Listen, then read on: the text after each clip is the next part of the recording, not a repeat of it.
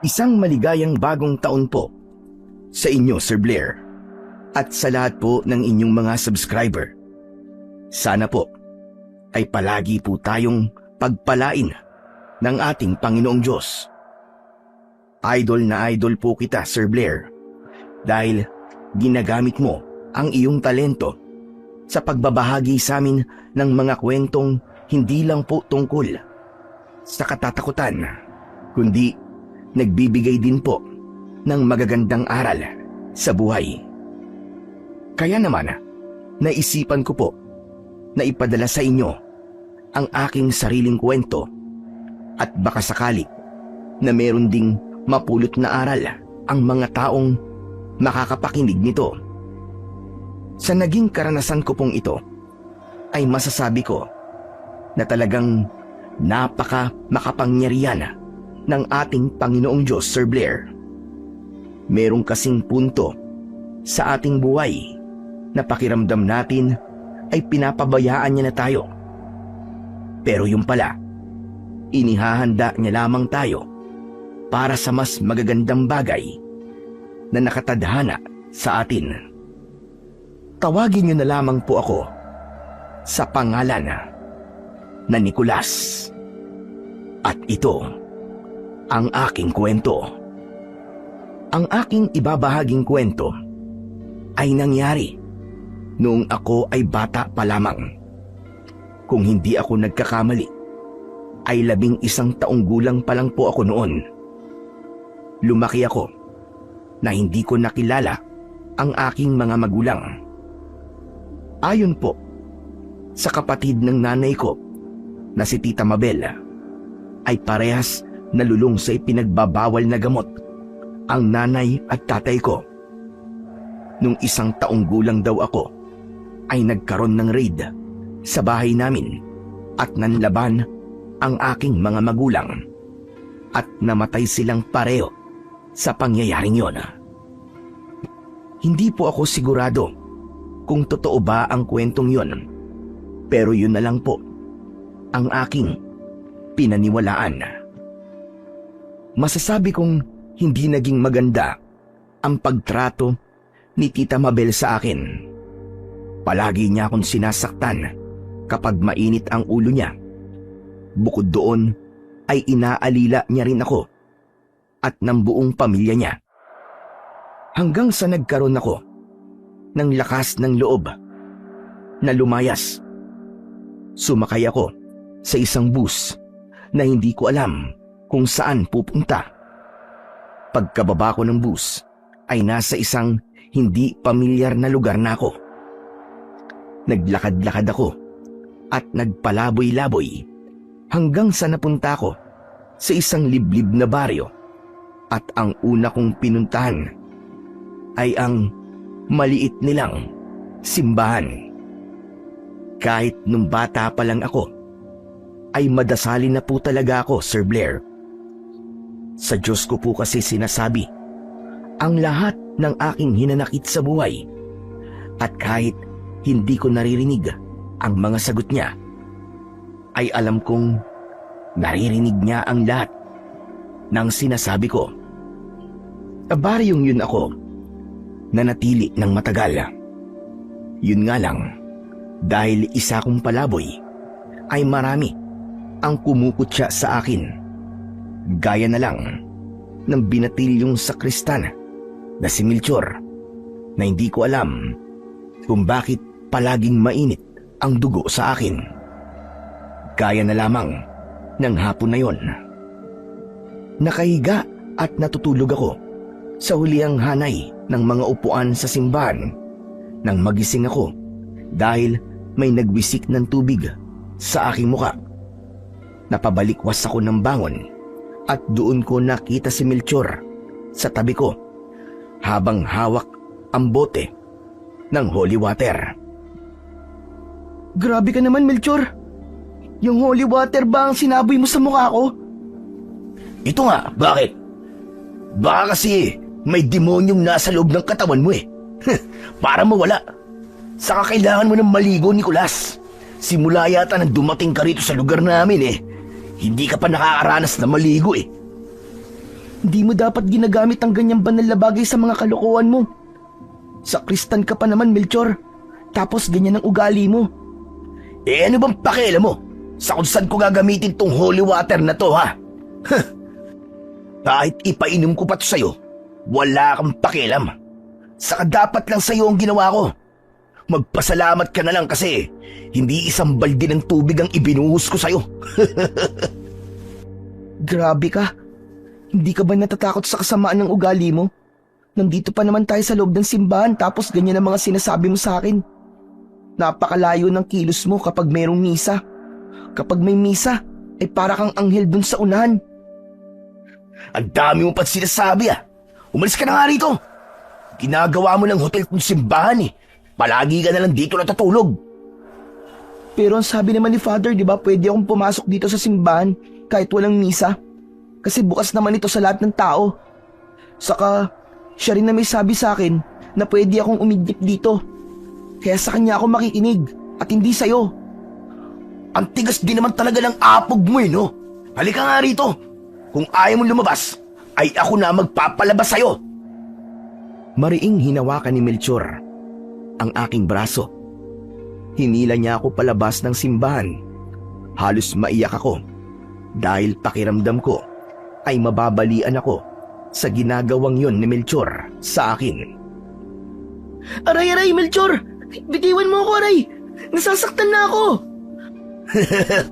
Dapat lang na masaktan ang mga kagaya mong palaboy na makulit. Hala, sige, labas doon! Nang nadala na ako ni Melchor sa labas, ay doon niya na ako pinakawalan. Hindi pa siya nakontento sa ginawa niya sa akin dahil itinulak pa niya ako ng ubod ng lakas. Napaupo ako sa lupa. Hindi ko na napigilang umiyak ng mga sandaling yon dahil sa labis na awa para sa aking sarili. Tapos ngayon iiyak-iyak ka? Ano yan, paawa? Akala mo maaawa ako sa'yo? Mas lalo lang akong naiinis sa pag-iyak mo. Sapakin ko pa yung mukha mo para mas lalo kang magkaroon ng dahilan para umiyak, eh. Wala naman kasi akong ginagawang masama sa'yo, eh. Bakit mo ba ako palaging sinasaktan at pinagtitripan? Eh kasi nga, palaboy ka. Palaboy. Ang lakas pa ng loob mong pumasok sa simbahan. Hindi ka bagay dito, oy. Bakit? Porque ba palaboy lang ako? Bawal lang pumasok sa simbahan? Oh, bawal na bawal. Saka, ano pang pinagdadasal mo sa Panginoon, ha? Nabigyan ka niya ng himala? Na sana ay hindi ka na maging palaboy at bigla ka yumaman? Utot mo, ano ka? Siniswerte? Wala ka nang pakialam kung anong pinagdadasal ko sa Panginoong Diyos. Kung ano man yun, ay sa aming dalawa na lang yun. Magsasalita pa sana si Melchor, pero tila merong kung anong pumigil sa kanya para magsalita. Bahagyang nanlaki ang mga mata niya. Nagulat na lang ako nang may mga kamay na bigla na lamang humawak sa mga braso ko at tinulungan akong tumayo. Lumingon ako at isang matandang lalaki ang nasa likod ko. Kilala ko ang matandang yon dahil kilala siya sa baryong yon. Lahat ay tinatawag siya na Lolo Fabian. Tinagurian siyang kinatatakutang antingero ng mga tao dahil hindi lang siya mahusay gumamit ng iba't ibang uri ng anting-anting, kundi ginagamit din niya ang kaalaman niya sa pakikipaglaban sa mga aswang. Ngunit ang mga yon ay naririnig ko lamang. Simula kasi nang nagpunta ako sa baryong yon, ay hindi ko pa nakitang nakipaglaban nga si Lolo Fabian sa mga aswang. Teka, Lolo Fabian? Ano na namang ginagawa mo kay Nicolas, ha, Melchor? Hindi ka ba talaga naaawa sa batang ito? Wala na ngang pamilya at bahay. E palagi mo pang inaaway. Akala mo ba ay hindi ko nakikita ang ginagawa mo rito kay Nicolas, ha? Eh kasi naman po, Lolo Fabian, nagkakalat po siya sa loob ng simbahan, eh. Dinadala niya po sa loob yung mga nakalakal niya. Tapos ang baho-baho pa po niya. Naiiwan po sa loob ng simbahan yung amoy niya eh. Amoy na bubulok. Totoo ba yun, ha, Nicolas? Nagkakalat ka nga ba sa loob ng simbahan? Hindi. Hindi po totoo yun, Lolo Fabian. Nagsisinungaling lang po siya. Tignan niyo nga po. Ayun po yung sako ko kung saan nakalagay po ang mga nakalakal ko. Iyon naman pala eh. Nasa labas pala yung mga nakakalakal niya. Nasa loob po yung kanina eh. Nilabas ko lang po. Ako po kasi ang maglilinis niyan. Tapos mapapagalitan pa po ako ni Pader kapag nakita niya po yung mga kalat doon ni Nicolas. Huwag po kayong maniwala sa kanya, Lolo Fabian. Nagsisinungaling po siya. Alam ko po na dapat pong iginagalang ang simbahan. Kaya bakit naman po ako magkakalat sa loob nun? Sa totoo lang, hindi ko na alam kung sino sa inyong dalawa ang nagsasabi ng totoo. Pero Melchor, sana naman ay ito na ang huling beses na aawayin mo si Nicolas. Isipin mo na lang ang buhay na meron siya. Marami na siyang pinagdadaan ng hirap sa araw-araw. Kaya sana naman ay huwag mo nang dagdagan yun. Kaya mo bang ipangako sa akin na hindi mo na siya aawayin? Nangangako po ako na hindi ko na po aawayin si Nicolas, Lolo Fabian. Mabuti naman kung ganon. Saan ko? Natutupad ka sa ipinangako mo na yan sa akin. Sige po. Kailangan pa po kasi akong gawin sa loob ng simbahan eh. Maiiwan ko na po kayo rito. Tumalikod na si Melchor at malalaki ang mga hakbang na pumasok siya sa loob ng simbahan. Pero duda ko, natutuparin ni Melchor ang ipinangako niya kay Lolo Fabian. Parang labas kasi sa ilong niya ang sinabi niya na nangangako siya na hindi niya na ako aawayin. Ayos ka lang ba? Ha, Nicolas? Hindi ka ba nasaktan o nasugatan sa ginawa niya sa'yo? Ayos lang po ako, Lolo Fabian. Medyo masakit lang po ang braso ko kasi hinila po ako ni Melchor palabas po ng simbahan kanina eh. Salamat po pala kasi dumating po kayo. Ang sarap po pala sa pakiramdam na meron pong nagtatanggol. Walang anuman yon, Nicolas. Alam mo matagal ko na kasing nakikita na inaaway ka ni Melchor. Pero ang akala ko, away bata lamang. Pero nung nakita ko na halos kalagkaring kanya palabas ng simbahan at itulak ka pa niya, ay hindi na ako nakapagpigil na hindi makialam. Ikaw na rin ang bahalang magpapasensya kay Melchor. Lumaki kasi siya na walang magulang. Walang gumabay sa kanya. Kung hindi pa nga siya naging sakristan, baka kagaya mo rin siyang isang palaboy. Parehas lang po pala kami. Pero hindi naman po ako naging kagaya niya. Lumaki rin naman po ako na walang kinikilalang magulang eh. Alam mo, magkakaiba kasi tayo ng pinagdadaanan. Oo, pareho kayong walang magulang. Pero may mga bagay kasi na maaaring naging dahilan kung bakit naging palaaway si Melchor. Kung ano man ang dahilan na yon, ay tanging si Melchor lamang ang nakakaalam. Teka, oo nga pala. Eto, may tinapay ako rito. Baka kasi hindi ka pa kumakain. Nanlaki ang mga mata ko sa tuwa nang iabot sa akin ni Lolo Fabian ang isang plastik ng tinapay. Walang pagdadalawang isip na tinanggap ko yun dahil ang totoo ay nagugutom na talaga ako kanina pa. Talaga po, Lolo Fabian? Akin na lang po itong mga to. Ang dami naman po nito. Oo, Nicolas. Sa'yo na ang lahat ng yan. Pang-almusal ko sana yan bukas. Pero sa'yo na lang. Kasi mas kailangan mo yan kaysa sa akin. Pero, Lolo Fabian, paano na po yung pang-almusal niyo po bukas? Pwede naman akong bumili ulit sa panaderya. O kaya maglaga na lang ako ng kamote at saging. Masarap na almusal din yun. Tapos may kapartner pa na kape. Lolo Fabian, maraming salamat po talaga. Sobrang bait niyo po sa akin. Titipirin ko po ito para bukas ay meron pa po akong makakain. Nasisiyang ginulo ni Lolo Fabian ang buhok ko. Matapos yun, ay nagpaalam na siya sa akin. Habang naglalakad siya palayo, ay maluwa-luwa akong nakatingin sa kanya. Bihira kasing may nagpapakita sa akin ng kabutihan. Kaya kapag merong nagiging mabait sa akin, ay hindi ko maiwasang maging emosyonal. Pinunasan ko ang luha sa aking muka. Napangiti ako nang isang aso ang lumapit sa akin. Payat na payat siya at nakatingin siya ng diretsyo sa aking mga mata. Nagugutom ka rin ba? Eto, sa'yo na itong isang tinapay. Marami naman to kaya sobra pa to sa akin. Kumain ka rin. Inabot ko sa aso ang isang piraso ng tinapay at agad niya tong kinagat. Matapos yun, ay tumakbo na siya palayo.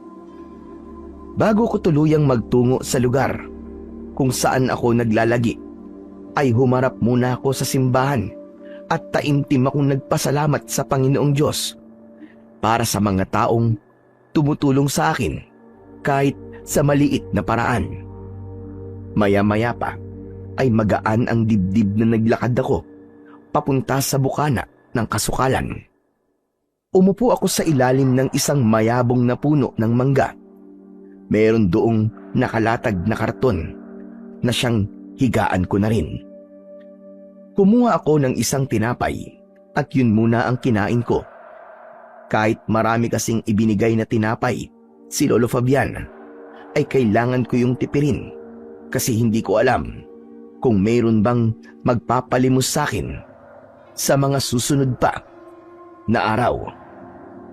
Isa yun sa mahirap sa pagiging isang palaboy.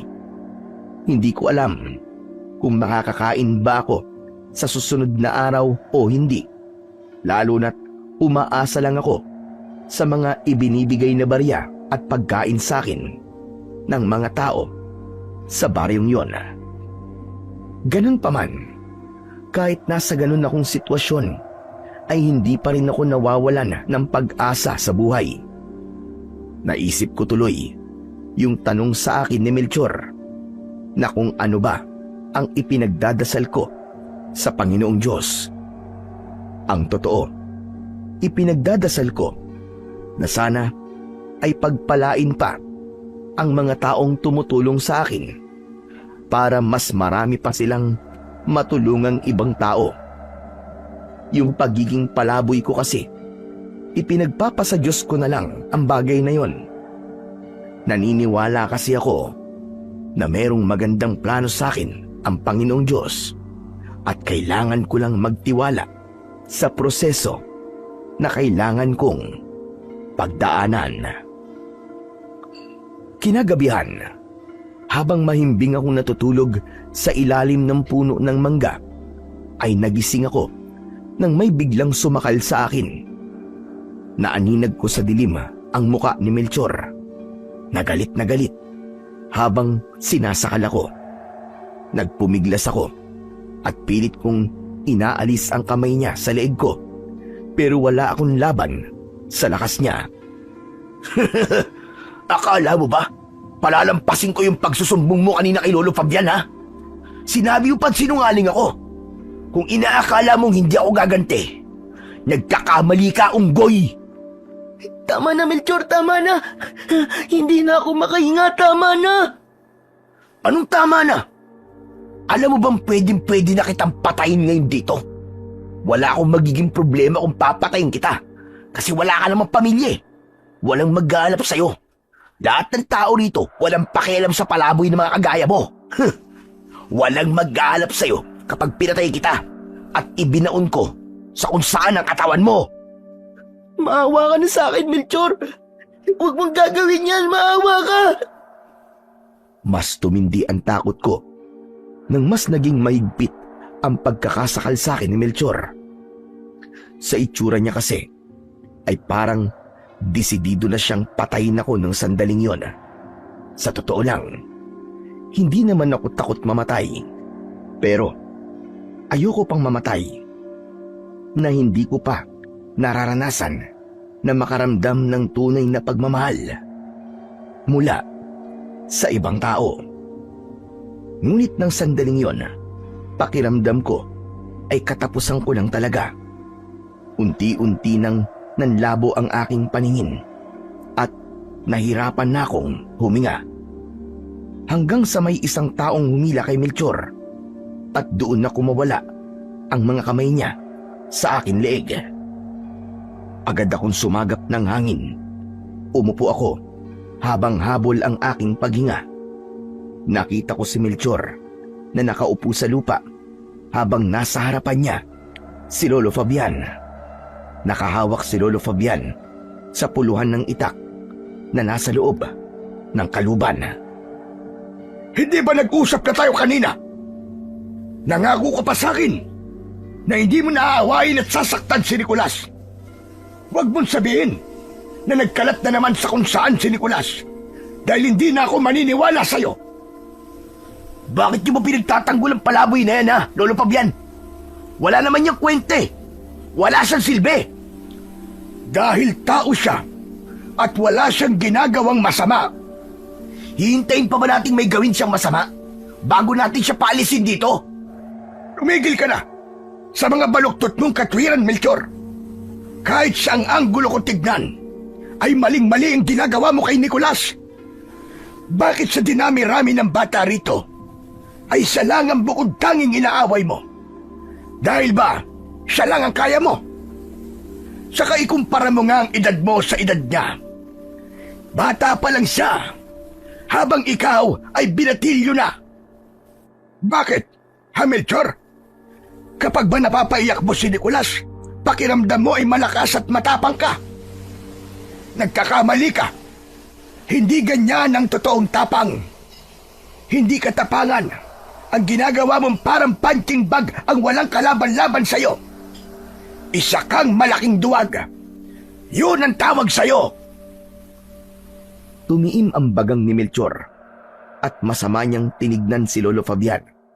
Pakiramdam ko ay nasaktan si Melchor sa mga salitang narinig niya. O ano? Bakit ganyan ka makatingin na? Pati ba ako isasaktan mo na rin? Naturingan ka pa namang taong simbahan. Pero ganyan ang pag-uugali mo. Ito ang sasabihin ko sa'yo. Lubayan mo na si Nicolas! Walang imik na tumakbo palayo si Melchor. At nang nasa malayo na siya, ay saka ako nilapitan ni Lolo Fabian. Nicolas, kumusta ang pakiramdam mo? Medyo okay lang po. Buti nga po't dumating po kayo uli. Kasi yung pakiramdam ko po, papatayin na po talaga niya ako kanina eh. Salamat po kasi ang dami niyo na pong naitulong sa akin. Sa loob lang po ng isang araw. Wala yun, Iyo. Mabuti na lang talaga at naglalakad-lakad ako. Kaya naman nakita ko kayo. Ano po palang ginagawa niyo ng ganitong oras sa labas? Saka, bakit po kayo may dalang itak? Nararamdaman ko kasi, Nicolas, na may aswang sa paligid. Kaya nag-iikot-ikot ako ngayon dito sa baryo. Gusto kong makasiguro na walang mabibiktima ang aswang na yon. Oo nga po pala. Ang sabi po ng mga tao ay isa po kayong kinatatakutang antingero na may kakayahan pong makipaglaban po sa kampo ng kadiliman tulad po ng aswang. Alam mo na pala ang tungkol sa bagay na yan. Opo, madalas po kasi kayong pag-usapan ng mga tao rito at narinig ko po ang magagandang bagay na ginawa niyo po para po sa lugar na to. Napakaswerte po ng baryong to kasi dito po kayo nakatira. Nakakatuwa naman niyang sinabi mo. Nakakataba ng puso. Pero matagal-tagal na rin ang huling beses na nakipaglaban ako sa aswang. Ang totoo nga niyan, hindi ko na alam kung kaya ko pang makipaglaban sa mga ganoong uri ng nilalang. Bakit naman po, Lolo Fabian? Para kasi akong itak na napabayaan na. Kumbaga kinakalawang na ako. At para mawala ang kalawang, ay kailangan akong hasain para maging matalim ulit. Naiintindihan ko na po. Saka, baka po matanda na po kayo. Kaya nasasabi niyo po na hindi niyo na po alam kung kaya niyo pa po bang makipaglaban sa mga aswang. Tama yung sinabi mo, Iho. Isa rin talaga yan sa mga dahilan ko. Pero, paano po yan, Lolo Fabian? Sabi niyo po nararamdaman yung meron na namang aswang dito. Sa tingin niyo po ba, ay kaya niyo po siyang talunin? Yan ang hindi ko pa alam, Nicolas. Ang presensya niya lang ang nararamdaman ko. Saka ko palang malalaman kung malakas siya o hindi kapag nakita ko na siya. Sana lang talaga ay napadaan lamang ang aswang na yun at wala siyang planong manatili rito sa ating lugar para manggulo. Oo nga pala, Nicolas. Meron akong ibibigay sa iyo. Hinubad ni Lolo Fabian ang kwintas na may palawit na medalyon. Hindi ako umangal nang isabit niya yon sa aking leeg. Hinawakan ko ang medalyon at tinignan. Teka, Lolo Fabian, anting-anting po ba ito? Oo, tama ka. Anting-anting nga yan. Ipapahiram ko muna yan sa'yo habang hindi ko pa nasisiguro kung ligtas na ba rito. Proteksyon yan sa mga aswang. Walang aswang ang makakalapit sa'yo hanggat suot mo yan. Hindi ka nila masasaktan. Pero depende pa rin sa uri ng aswang. May mga aswang kasi na hindi tumatalab sa kanila ang kapangyarihan ng isang anting-anting. Ganun po ba? Pero okay na po ito. Kaysa wala po akong proteksyon, di ba? Tama ka. Mas kailangan mo yan dahil dito ka sa labas natutulog. O paano, Nicolas? Aalis na ako at kailangan ko pang ituloy ang aking pag-iikot. Pwede ka nang matulog ulit. Siguro naman ay hindi na babalik ang Melchor na yon. Sige po. Mag-iingat po kayo, Lolo Fabian. Maraming salamat po ulit. Matamis akong ngumiti kay Lolo Fabian. Nang umalis na siya, ay muli akong humiga sa nakalatag na karton. Sa kabila ng hirap na nararanasan ko sa araw-araw, ay nagpapasalamat pa rin ako sa Panginoong Diyos dahil merong isang Lolo Fabian na tinutulungan at ipinagtatanggol ako. Bukod sa pag-atake sa akin ni Melchor, ay wala nang nangyaring hindi maganda sa akin ng gabing yon. Pagkagising ko kinaumagahan, ay kumain ako ng isang piraso ng tinapay. Nagtungo ako sa poso na malapit sa bahay ni Kapitan at doon ako uminom ng tubig. Gaya ng aking nakagawian, ay pumunta ako sa simbahan para magdasal. Ako lang ang naroon, kaya napakatahimik ng lugar. At habang nagdadasal ako, ay mas ramdam ko ang koneksyon ko sa Panginoong Diyos.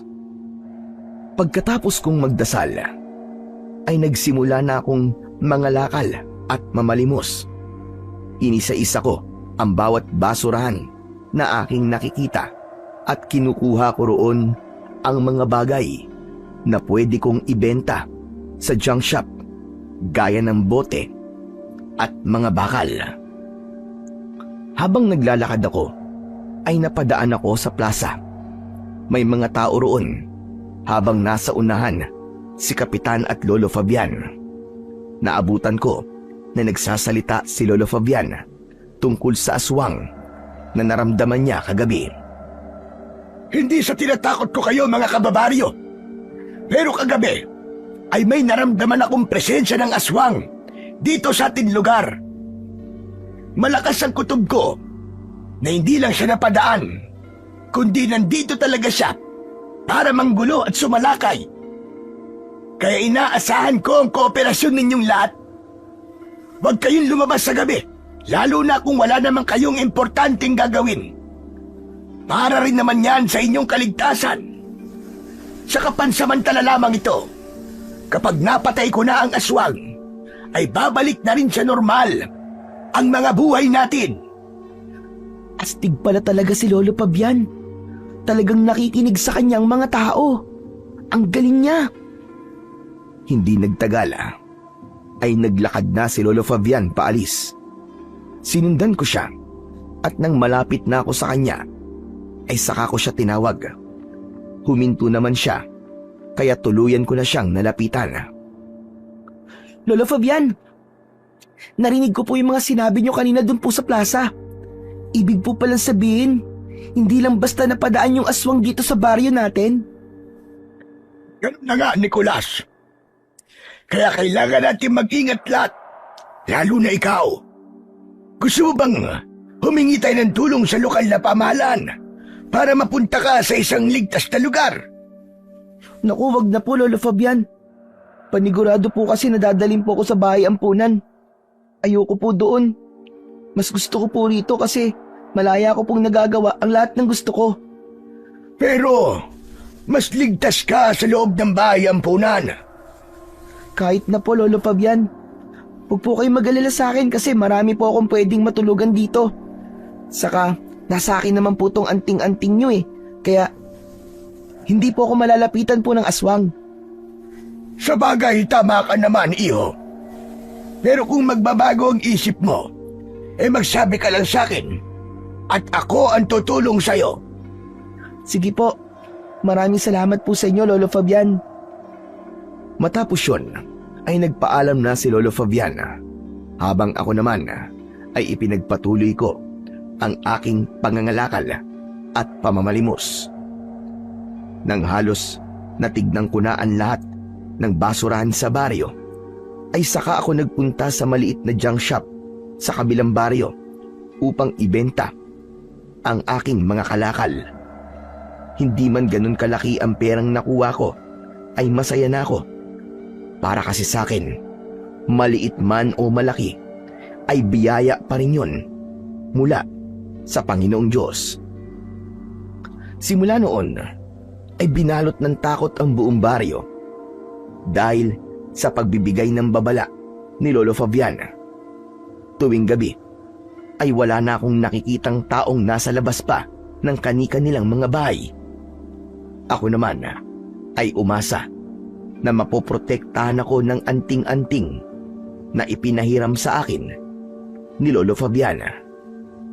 Madalas akong matulog sa silong ng mga bahay dahil naniniwala ko na mas ligtas ako ron kesa ang matulog ako sa ilalim ng mga puno. Iba na kasi ang sitwasyon ng panahon na yon dahil mayroong aswang na gumagala.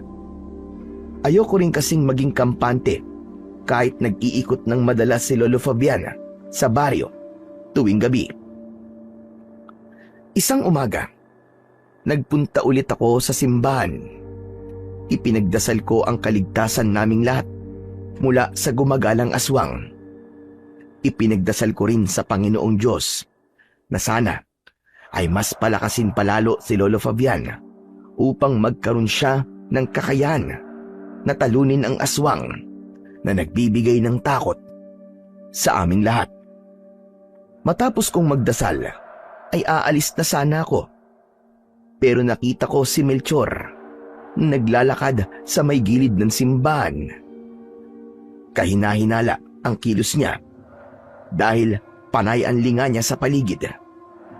Hindi ko alam kung bakit, pero sinundan ko siya. Pumasok sa kumbento si Melchor. Maging doon ay sinundan ko siya. May binuksan siyang aparador at isang kahon ang kanyang kinuha. Humarap siya sa gawi ko at akmang bubuksan niya ang kahon. Pero nakita niya ako. Bumakas ang gulat sa mukha ni Melchor. Sakto na dumating naman ang pari at maging yon ay nagulat nang nakita si Melchor. Melchor, iho! Bakit hawak mo lalagyan natin ng donasyon?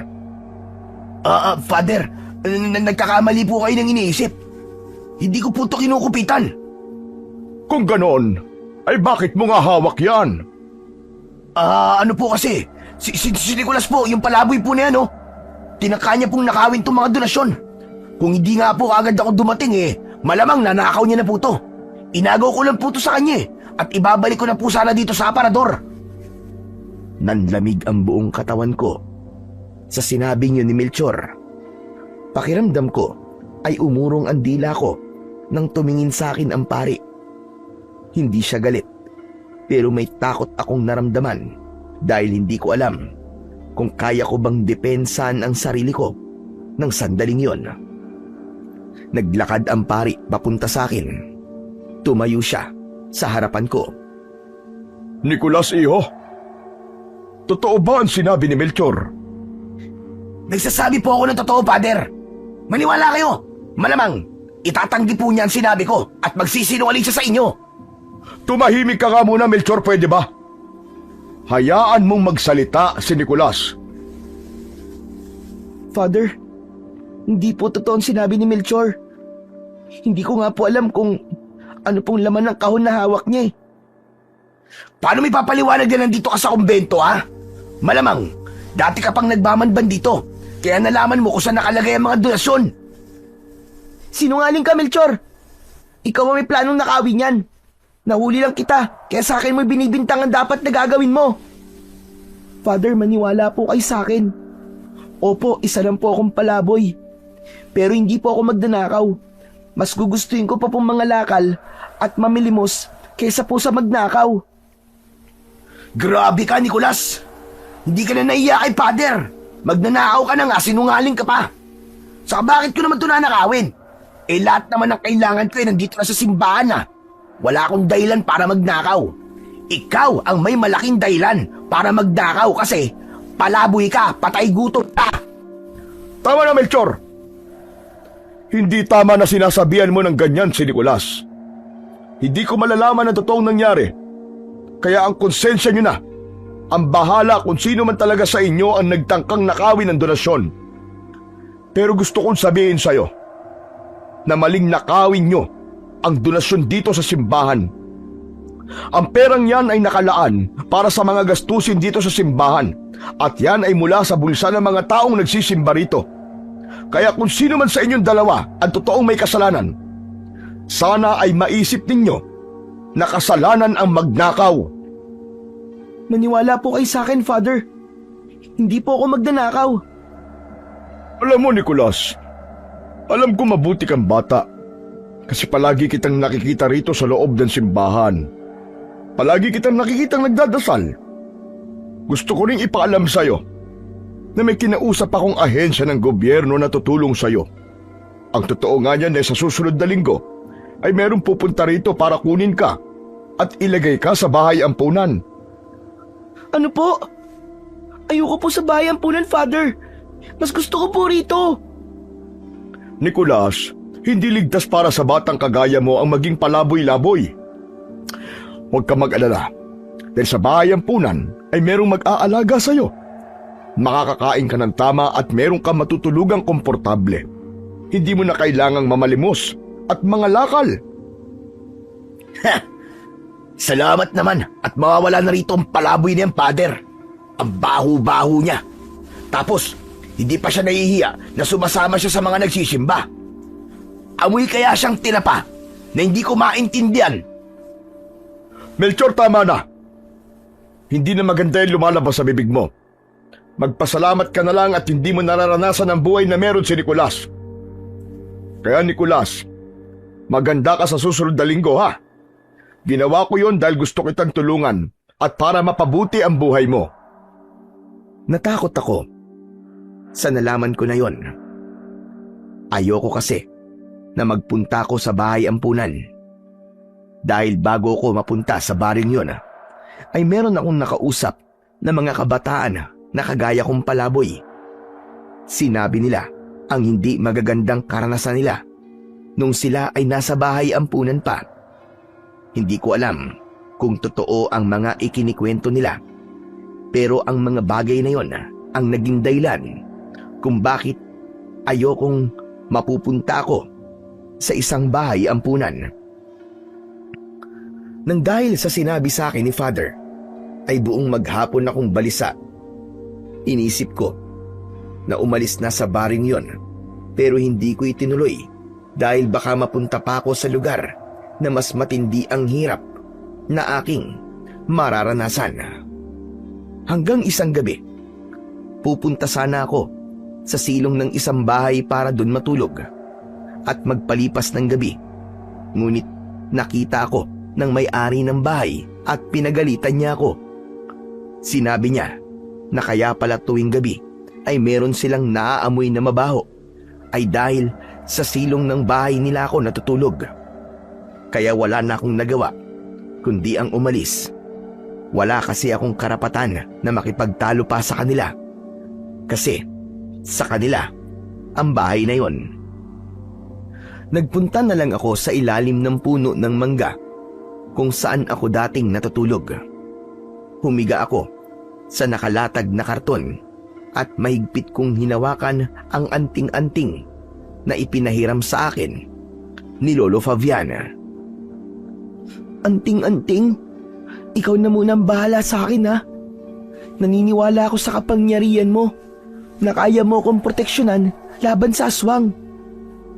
Pumikit na ako at habang hindi pa ako nakakatulog ay paulit-ulit akong nagdasal sa Panginoong Diyos na sana ay walang masamang mangyari sa akin sa gabing yon.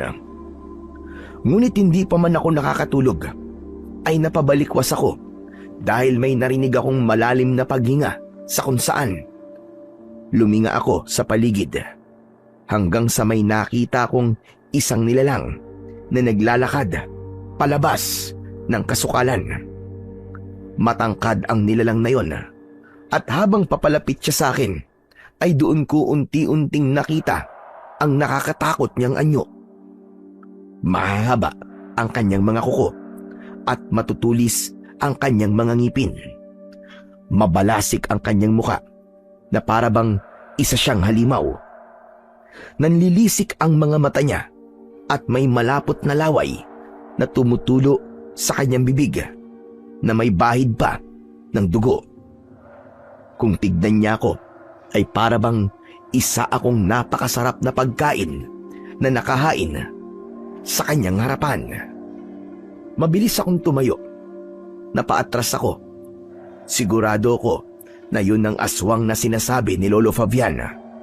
Malakas akong sumigaw, sabay takbo palayo. Dinig ko ang mabibigat na yabag ng aswang sa likuran ko hanggang sa may mabilis na anino na dumaan sa likod ko at napahinto ako dahil nasa unahan ko na ang aswang. Huwag mo na akong pahirapan, bata. Wala ka nagtakas sa akin. Matagal na akong hindi nakakakain ng kagaya mo. Sigurado akong malinamnam ang iyong karne at dugo. Hindi! Nagkakamali ka, hindi ako malinamnam, hindi ako masarap. Hindi mo ba nakikita yung saong palaboy? Hindi ako naliligo. Napakabaho ko kaya baka mamaya sumakit pa ang tiyan mo pag kinain mo ako eh. Wala akong pakialam sa amoy mo. Ang kailangan ko ay ang laman at dugo mo. Hindi! Hindi mo ako malalapitan at masasaktan. Nakikita mo ba itong kwintas sa suot ko? Anting-anting ito na pangontra sa mga aswang. Sa tingin mo ba ay tatalam sa akin ang mahinang uri ng anting-anting na yan? Hindi ako isang mahinang aswang para matakot sa bagay na yan. Sa sinabing yun ng aswang, ay nanlamig ako ng gusto. Lalo na nang marahan siyang naglakad papalapit sa akin. Isa kasi yung patunay na hindi talaga siya naaapektuhan ng anting-anting na suot ko. Mamang aswang, maawa na po kayo, huwag niyo po akong kakainin. Hindi po ako masarap. Mabaho po ako. Parang nauulol na umangil ang aswang. Tatakbo na sana siya palapit sa akin nang narinig ko ang malakas na pagsigaw ni Lolo Fabian. Mula sa likod ng aswang ay lumitaw si Lolo Fabian. Tatagain niya sana ang aswang pero agad yung nakaiwas. Lumayo ang aswang at diretso yung tumingin kay Lolo Fabian. Balawis! Nakikilala mo pa pala ako, Fabian. Akalain mo nga naman, hanggang ngayon ay nakikipaglaban ka pa rin sa mga aswang. Hindi ka ba napapagod? Ang dapat sa'yo ay magpahinga na. Hindi ako magpapahinga hanggat merong mga kagaya mo na nanggugulo sa katahimikan namin dito. Anong ginagawa mo rito, Balawis? Hindi ka ba natatakot sa ginawa ko sa pamilya mo? Nandito ko para maghiganti. Ipaghihiganti ko ang pag-ubos mo sa pamilya ko. Dapat lang sa pamilya mong ginawa ko. Dahil lahat kayo ay perwisyo sa aming mga tao. At wala akong pinagsisisihan na pinatay ko ang pamilya mo. Dahil sigurado ko na kung nabubuhay pa sila hanggang ngayon, ay marami na silang napatay sa baryong ito. At sisiguraduhin kong pagsisisihan mo ang ginawa mong yon. Kung inaakala mo na kaya ako nawala ng napakaraming taon dahil takot ako sa'yo, ay nagkakamali ka, Fabian. Nagpalakas lang ako para sa pagharap nating muli ay ikaw na ang mamamatay. At bago kita patayin, sisiguraduhin kong mararamdaman mo ang sakit na maraming taon ko nang dinadala. Papatay ko ang lahat ng tao sa baryong ito. Gusto kong masaksihan mo kung paano ko sila ubusin bago kita patayin. Hindi ako papayag na magtagumpay ka. Papatayin na kita ngayong gabing ito. Huwag kang magmadali, Fabian. Marami pa akong gagawin, kaya hindi mo pa ako maaaring patayin. Isang nakakakilabot na halakhak ang pinakawalan ng aswang. Sa isang kisap mata ay nasa harapan na siya ni Lolo Fabian. Tatagain sana siya ni Lolo Fabian, ngunit mabilis na kinalmot ng aswang sa dibdib ang matandang lalaki. Matapos yun ay mabilis na tumakbo papunta sa kakahuyan ng aswang hanggang sa nawalan siya sa aming paningin. Bumalik ka rito, Balawis! Tapusin na natin ito! Magbalik ka! Susundan sana ni Lolo Fabian ang aswang, pero nang humakbang siya, ay napaluhod siya sa lupa.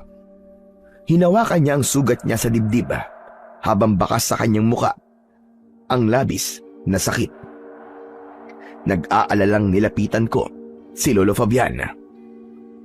Lolo Fabian! Lolo Fabian! Huwag niyo na po siyang habulin kasi may sugat po kayo.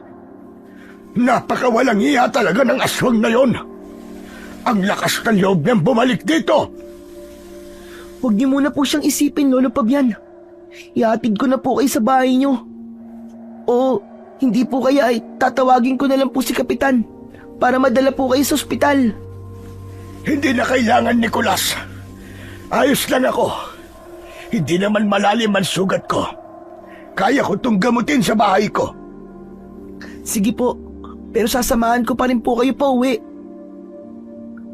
Inalalayan ko si Lolo Fabian sa kanyang pagtayo. Labis ang pag-aalala ko para sa kanya. Dahil kahit sinabi niyang ayos lang siya, ay ramdam ko na sobrang sakit ng sugat na kanyang natamo mula sa aswang na si Balawis. Nang nakarating kami sa bahay ni Lolo Fabian, ay agad siyang humiga sa mahabang upuan na gawa sa kawayan. Sa tingin ko ay nahihirapan siya, kaya naisip ko na tulungan siya para gamutin ang kanyang sugat. Lolo Fabian, ano pong kailangan kong gawin? Buksan mo yung aparador at kunin mo yung alkohol at bulak. Buhusan mo ng alkohol itong sugat ko. Agad akong tumalima. Ginawa ko ang sinabi ni Lolo Fabian. Nang buhusan ko ng alkohol ang sugat niya, ay napangiwi ako dahil tila nararamdaman ko ang hapdi na nararamdaman ni Lolo Fabian. Pigil niya ang kanyang pagsigaw. Matapos yun, ay nilinis ko ang sugat gamit ang mga bulak.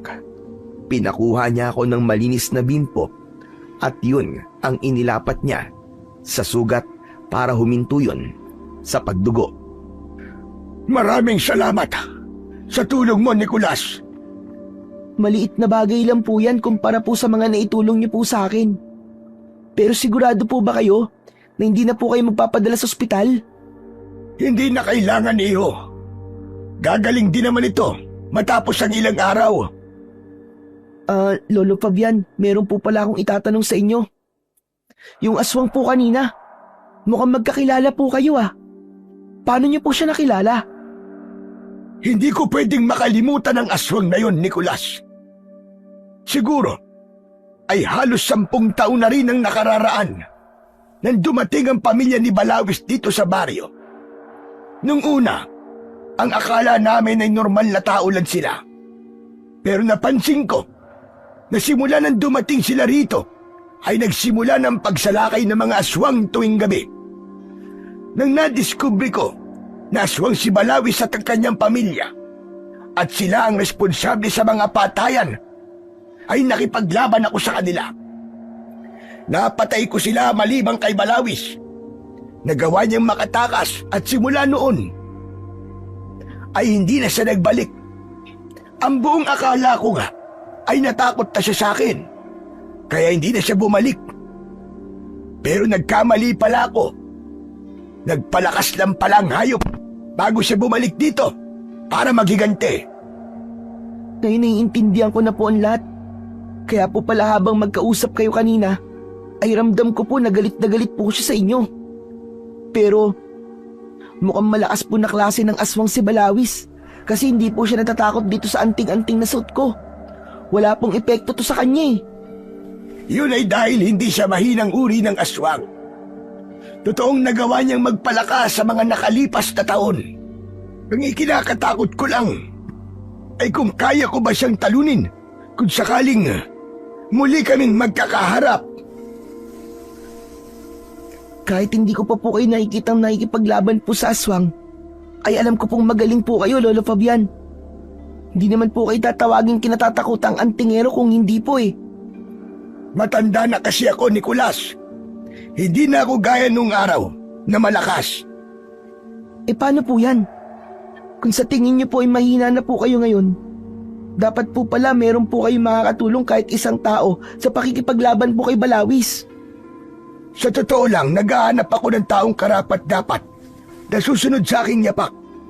Isang tao, nakakakitaan ko ng tapang at merong mabuting puso at hangarin.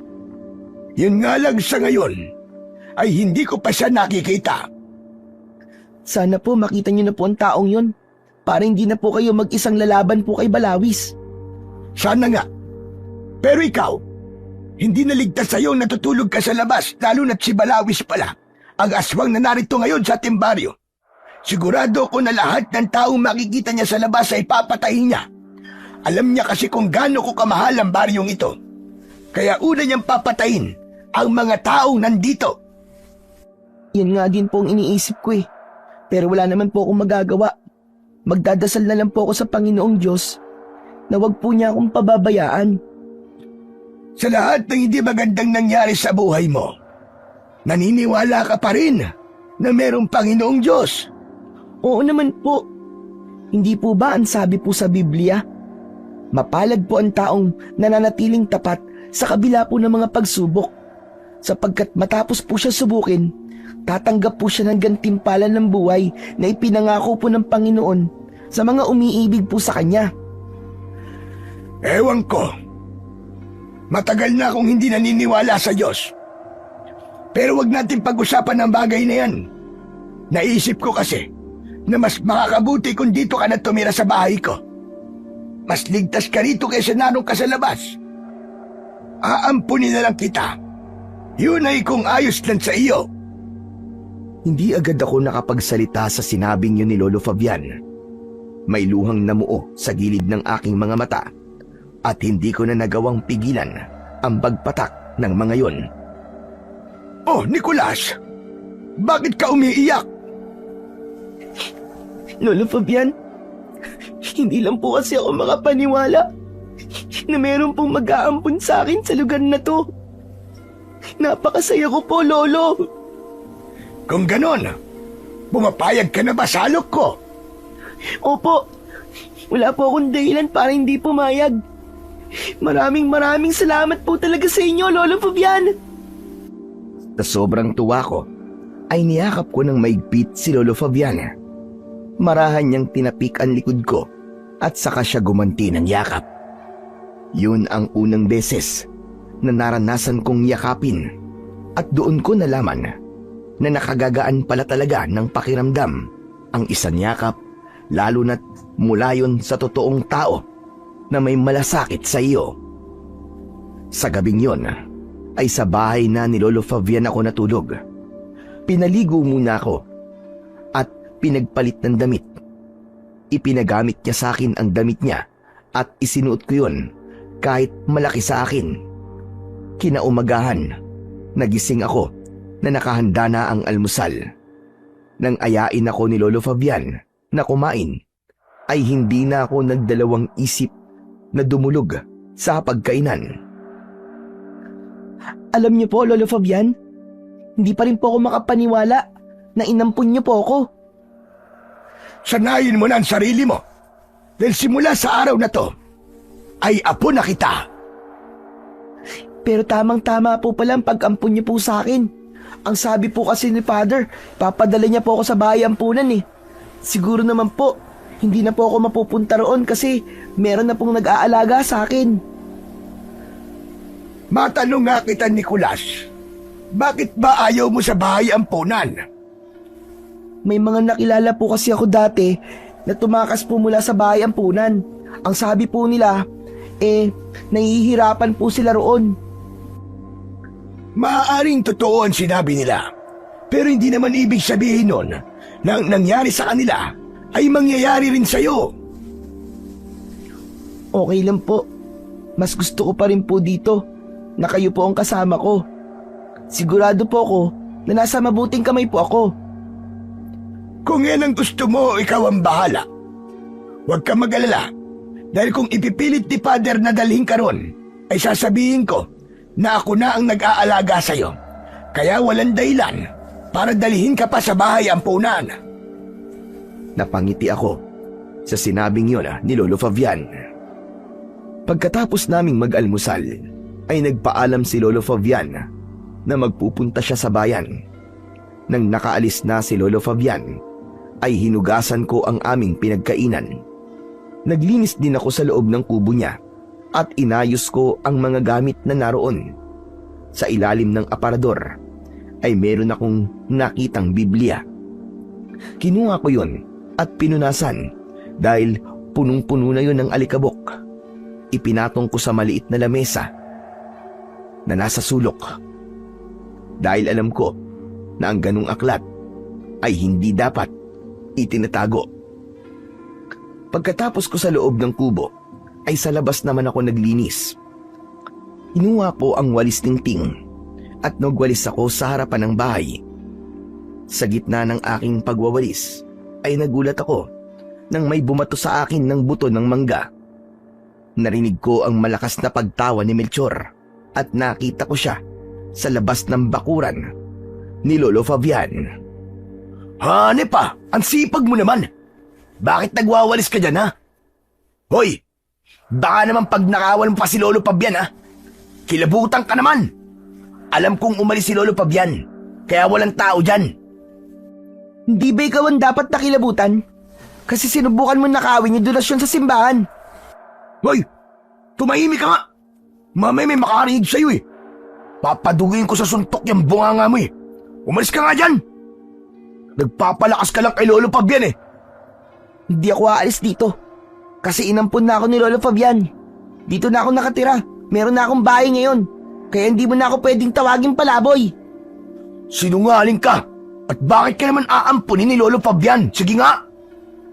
Dahil ayaw niya ako mapahamak. Ayaw niyang maging biktima ako ng aswang. Inampun niya ako kasi mabuti akong bata. Aba, mukhang totoo nga na inampung ka niya. Pero kung ako kay Lolo Fabian, pababayaan na lang kitang patayin ng aswang na yun eh. Wala ka namang pakinabang dito sa baryo namin eh. Sa ngayon siguro, wala pa akong pakinabang. Pero ito ang tandaan mo, Melchor. Darating ang araw na itong sinasabi mong walang pakinabang ay papasalamatan mo na sobra. Wow! Ang tapang mo na ngayon ah. Kung makapagsalita ka, parang may magagawa ka talagang kapaki-pakinabang sa aming lahat ah. Sige nga, magbigay ka nga ng isang bagay na magagawa mo na kapaki-pakinabang. Ano? Tulad ng ano? Tulad ng ano? O di ba? Wala kang masabi. Kasi wala ka naman talagang silbi. Alam mo, kahit na inampun ka na ngayon ni Lolo Fabian at may bahay ka na, palaboy pa rin ang tingin ko sa'yo. At habang buhay kang magiging palaboy.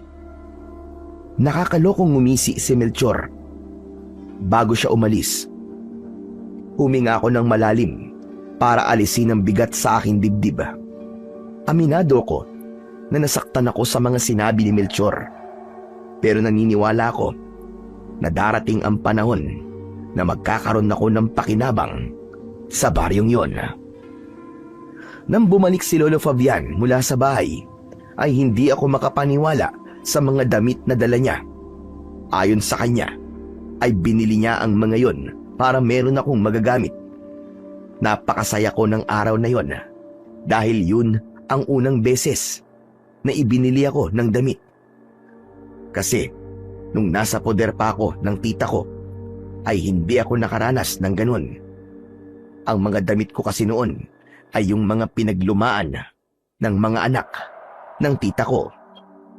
Simula noon ay naramdaman ko kung paano ang magkaroon ng isang pamilya nang dahil kay Lolo Fabian. Itinuring niya ako na para bang sarili niyang apo. Madalas, kapag gumagawa ko ng gawaing bahay, ay pinipigilan ako ni Lolo Fabian at aniya. Hindi niya ako inampon para magkaroon siya ng kasambahay. Sinabi ko naman sa kanya na hayaan na lang niya ako kasi yun ay aking paraan para makabawi sa kanya. Tuwing gabi ay palaging umaalis si Lolo Fabian para mag-ikot sa buong baryo. Nais kasi niyang makasiguro na walang papatayin si Balawis sa mga tao roon. Sa kasamang palad, 2 magkasunod na gabi na may pinatay si Balawis, isang binata at isang matandang lalaki. Isang umaga, nakita ko si Lolo Fabian na nakaupo sa mahabang upuan sa loob ng kanyang bahay. Nakatingin siya sa kawalan at halatang malalim ang kanyang iniisip. Tumabi ako kay Lolo Fabian at tinapik ko ng marahan ang balikat niya. Lolo Fabian, iniisip niyo po ba yung 2 biktima ni Balawis? Tama ka, Nicolas. Hindi ko kasi lubos maisip na kahit gabi-gabi akong nagro-ronda, ay meron pa ring napatay si Balawis. Sa tingin ko, ay masyado siyang tahimik kung kumilos. O baka naman, humihina na talaga ako, kaya hindi ko na nalalaman kung nasa ng eksaktong kinaroroonan ng isang aswang. Pakiramdam ko tuloy, ay wala na akong tulong na nagagawa para sa baryong ito. Naku, hindi po totoo yan, Lolo Fabian. Para po sa akin ay napakalaking bagay na po nung kahit matanda na po kayo, ay ginagawa niyo pa rin po ang tungkulin niyo bilang isang manunugis. Saka sigurado po ako nang dahil po sa inyo, kahit po paano, iniisip po ng mga tao, naligtas po sila. Naiisip pa ba nila yun? Ngayong may 2 nang namatay. Natigilan si Lolo Fabian nang napatingin siya sa maliit na lamesa na nasa sulok. Tumayo siya at kinuha niya ang Biblia na inilagay ko ron nung isang araw at humarap siya sa akin. Bakit nandito ito? Itinago ko na ito ah. Nakita ko po kasi yan doon po sa ilalim po ng aparador. Napansin ko po kasi na wala po kayong altar, kaya mas maganda po na meron po tayong Biblia na nakikita po natin sa araw-araw. Hindi ba sinabi ko na sa noon na hindi na ako naniniwala sa Diyos? Pero, bakit naman po, Lolo Fabian? Dahil kahit halos linggo-linggo ko nagsisimba noon at nagdadasal sa Kanya, ay pinatay pa rin ng mga aswang ang aking asawa at anak. Hindi sila nagawang proteksyonan at iligtas ng Diyos na pinapaniwalaan mo. Alam ko pong masakit, Lolo Fabian, ang pinagdaanan niyo po. Pero hindi po yung dahilan para mawalan po kayo ng pananampalataya sa kanya. Lahat po nang nangyayari sa buhay natin ay meron pong dahilan. Maniwala po kayo, Lolo Fabian. At anong dahilan kung bakit kailangan mamatay ng asawa at anak ko sa ganung paraan? Para maging miserable ang aking buhay, ganun ba? Para mabuhay ako ng nag-iisa? Pero hindi naman po kayo mag-isa ngayon eh. Nandito po ako, Lolo Fabian. Alam ko po na hindi ko po kayang palitan ng asawa at anak nyo. Pero kayo po ang naging tulay para magkaroon po ako ng maayos na buhay. Kayo po ang napakalaking biyaya na ibinigay sa akin ng Panginoong Diyos. Hindi niyo po ba naisip na binigyan po kayo ng Diyos ng panibagong layunin sa buhay at yun ay ang magdala ng malaking pagbabago sa buhay ng isang kagaya kong dating palaboy? Ay nako! Kalokohan! Ayoko nang nakikita ang Biblia na to! Nagulat ako nang ibato ni Lolo Fabian ang Biblia sa saiga. Matapos yun, ay nagmamadali siyang lumabas ng bahay. Agad kong nilapitan ang Biblia. Kinuha ko yon at nang isasarado ko na sana yon, ay natigilan ako dahil sa nabasa ko sa isang pahina. Sapagkat tayo'y nilalang ng Diyos, nilikha sa pamamagitan ni Kristo Jesus upang iukol natin ang buhay sa paggawa ng mabuti. Yan ang layuning pinili ng Diyos para sa atin nung una pa man. Nang sandaling yon, ay umalingaw-ngaw ng paulit-ulit sa loob ng utak ko ang sinabi ni Melchor na wala raw akong pakinabang sa baryong yon. Pakiramdam ko ay may liwanag na bumalot sa aking buong pagkatao ng isang bagay ang naisip ko. Sinarado ko ang Biblia at maingat ko yung ipinatong sa lamesa. Nagmamadali kong sinundan sa likod ng bahay si Lolo Fabian at naabutan ko siya na naghahasa ng itak. Lolo Fabian, meron po sana akong sasabihin sa inyo. Kung pipilitin mo kung maniwala ulit sa Panginoong Diyos, ay wag mo na akong kausapin dahil masasayang lamang ang laway mo. Hindi po tungkol doon ang sasabihin ko sa inyo. Hindi po ba ang sabi niyo po ay naghahanap po kayo ng taong sasanayin para makipaglaban po sa mga aswang? Oo, bakit? Meron ka bang kilala na pwede? Meron po. Sino? Kilala ko ba yung taong sinasabi mo na yan? Nandito na po siya sa harapan niyo po ngayon. Ako po yun. Ano ba't sinasabi mo, Nicolas?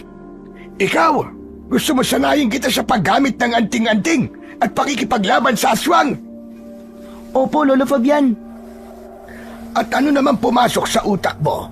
At naisip mo yan? Kanina po kasi, nung kinuha ko po yung Biblia matapos niyo pong itapon yun, isakto po na nakabukas po yun sa isang pahina. May nabasa po ako ron na dapat po nating ilaan ang ating buhay sa paggawa ng mabuti. Tapos, sinabihan din po ako ni Melchor nung isang araw na wala daw po akong silbi. Kaya naman, naisip ko po, kung makikipaglaban ako sa aswang, ay meron po akong magagawa mabuti at magkakaroon na po ako ng silbi. Pambihira ka. Hindi mo alam ang sinasabi mo, Nicolas. Hindi biro ang pagdadaanan mo sa pagsasanay. Baka hindi mo kayanin.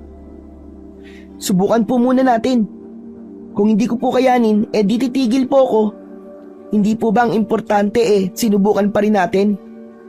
Sige na po, Lolo Fabian. Alam ko pong bata pa po ako. Pero handa po akong tulungan kayo sa pakikipaglaban, lalong-lalo na po kay Balawis. Matagal akong tinignan ni Lolo Fabian at hindi muna siya nagsalita. Ramdam kong inaalam niya kung nagsasabi ba ako ng totoo o hindi.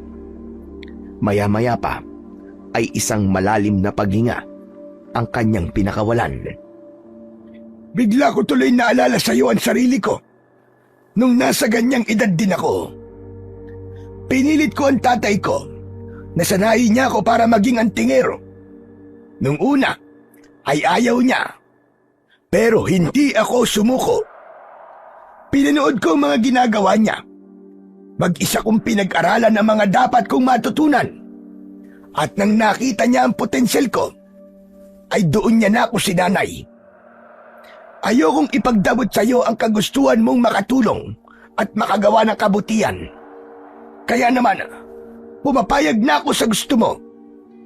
Talaga po? Seryoso po kayo, Lolo Fabian? Bakit ba ayaw mong maniwala? Gusto mo bang bawiin ko na lang? Ay, hindi po, hindi po. Huwag niyo na pong babawiin. Napakasaya ko lang po kasi dahil pumayag na po kayo. Hindi po ako makapaniwala. Pero ngayon pa lang ay sasabihan na kita, ha, Nicolas. Hindi magiging madali ang pagdadaanan mo. Wala pong kaso sa akin yun, Lolo. Handa po akong pagdaanan ng lahat para lang may maitulong po ako sa baryong ito. Kung ganon, ay maganda ka. Dahil bukas na bukas din, ay sisimulan na natin ang iyong puspusang pagsasanay.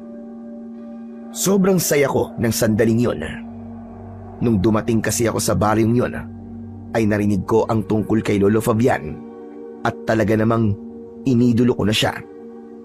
Kaya isang napakalaking karangalan para sa akin na ipapasa niya sa akin ang kanyang mga kaalaman. Labis din akong nagpasalamat sa Panginoong Diyos dahil alam kong ginamit niya yung Biblia para mapagtanto ko kung bakit ako napunta sa lugar na yon. At yun ay upang gumawa ng kabutihan at tulungan si Lolo Fabian sa pakikipaglaban sa aswang. Kinabukasan, gaya ng sinabi ni Lolo Fabian, ay nagsimula na siya sa pagsasanay sa akin sa paggamit ng anting-anting at pakikipaglaban sa mga aswang.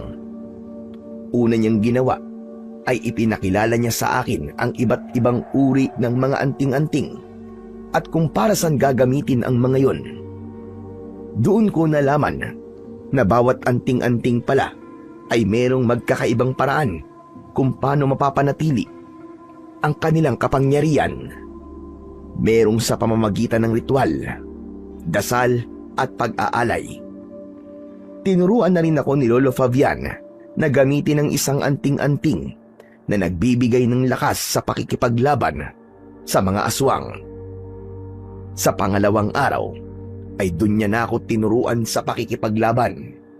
Dahil itak ang tanging sandata na meron kami, ay doon kami nag-focus. Hindi lang pag-atake ang itinuro niya sa akin, kundi maging ang iba't ibang paraan kung paano dumipensa.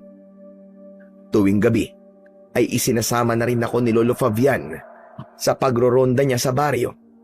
Pareho kaming may dalang itak at umaasa kami na makakaharap at mapapatay na namin si Balawis bago pa yun makapambiktimang muli. Isang hapon, katatapos lang naming magsanay, habol ko ang aking paghinga habang nakaupo ako sa upuang nasa likod ng bahay ni Lolo Fabian. Maya-maya pa ay lumapit sa akin si Lolo Fabian at inabutan niya ako ng isang baso ng tubig. Tinanggap ko yun at inubos ko ang laman. Maraming salamat po, Lolo Fabian. Ay teka, matanong ko lang po. Kumusta naman po ang pagsasanay ko? Yung totoo. Masyado mo kong pinapahangan, Nicolas. Hindi ko akalain na napakabilis mong matuto. Kahit yung bagong anting-anting na ibinigay ko sa'yo, ay alam mo na kagad kung paano ang tamang paggamit. Mahusay din ang ipinapakita mo sa pakikipaglaban. Kung ipagpapatuloy mo yan, Nicolas, sigurado ako na darating ang panahon na ikaw na ang tatawaging kinakatakutang antingero sa baryong ito. Masaya po ako sa mga sinabi niyo, Lolo Fabian. Pero wala pong kahit sino ang pwede pong pumalit sa inyo. Dahil kayo lang po nag-iisang kinatatakutang antingero sa baryo pong ito. Ako na ang nagsasabi sa iyo, Nicolas. Kaya maniwala ka. Basta't huwag mong aalisin ang disiplina mo sa iyong sarili. At huwag mong kakalimutan kung bakit mo to ginagawa. Pero hindi ko po ito magagawa kung hindi po dahil sa inyo, Lolo Fabian. Mabuti na lang talaga at nagpisintakan sanayin kita. Kung hindi, Malamang hanggang ngayon ay naghahanap pa rin ako ng taong makakatulong ko sa pakikipaglaban kay Balawis. Lolo Fabian, meron po pala ulit akong itatanong po sa inyo. Ano ba yan? Bakit ang dami mo naman yatang tanong ngayon? Kasi hindi ba, apo niyo na po ako? Kaya dapat lang po, nakilala na po natin ang isa't isa. Ako nga hindi nagtatanong ng tungkol sa buhay mo eh. Hindi naman po kasi kayo nagtatanong eh. Paano? Hinihintay ko lang naman na magkwento ka. Pero sige nga, ano ba ang itatanong mo? Itanong mo na para masagot ko na kagad at para makapagluto na ako ng hapunan natin. Lolo Fabian, wag po sana kayong magagalit pero sa tingin ko po kasi meron pang ibang dahilan kung bakit hindi na po kayo naniniwala sa Diyos. Tama po ba ako? Napansin ko ang pagbakas ng lungkot sa muka ni Lolo Fabian. Nangilid ang luwa sa gilid ng kanyang mga mata at kahit wala pa siyang sinasabi, ay naramdaman ko na tama ang aking hinala na hindi lang ang pagkamatay ng kanyang mag-ina ang dahilan kung bakit nawalan siya ng pananampalataya sa Panginoong Diyos. Alam mo, ikaw na bata ka. Parang matanda ka na talagang mag-isip at magsalita. Sa dami po kasi ng mga pinagdaanan ko sa buhay, napilitan po akong parang maging matanda na po kagad. Kasi po, kung iisipin ko na bata po ako ay malamang matagal na po akong sumuko sa buhay.